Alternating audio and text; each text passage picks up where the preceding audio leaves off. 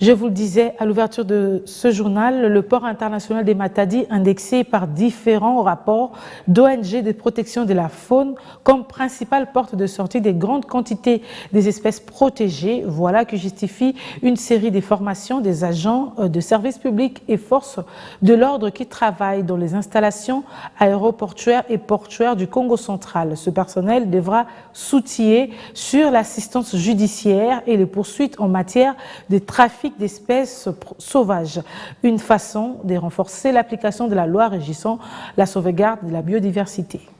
Organisé par African Wildlife Foundation, AWF en sigle, en partenariat avec l'organisation non gouvernementale Juristes pour l'environnement au Congo, JUREC en abrégé, et l'Institut congolais pour la conservation de la nature, ICCN, cet atelier de renforcement des capacités sur l'identification des espèces fauniques et les notions de respect des droits de l'homme a ciblé les participants qui sont des agents de services publics commis dans les installations portuaires du Congo central, en l'occurrence les ports internationaux de Matadi, indexés par différents rapports d'ONG de protection de la faune comme principale porte de sortie des espèces protégées. Il s'agit entre autres de la Direction générale des douanes et accès DGDA, l'Office congolais de contrôle OCC, la Direction générale de migration DGM, mais aussi et surtout l'Office national de transport ONATRA qui abrite en son sein tous ces services afin de les amener à lutter efficacement contre les trafics illicites des espèces fauniques en République démocratique du Congo. Maître Djoka Songo, chargé d'application de la loi au sein de African Wildlife Foundation, l'un des facilitateurs évoque les motivations profondes et à militer en faveur de la tenue de cette série de formations. La RDC a été considérée comme un des pays qui pose problème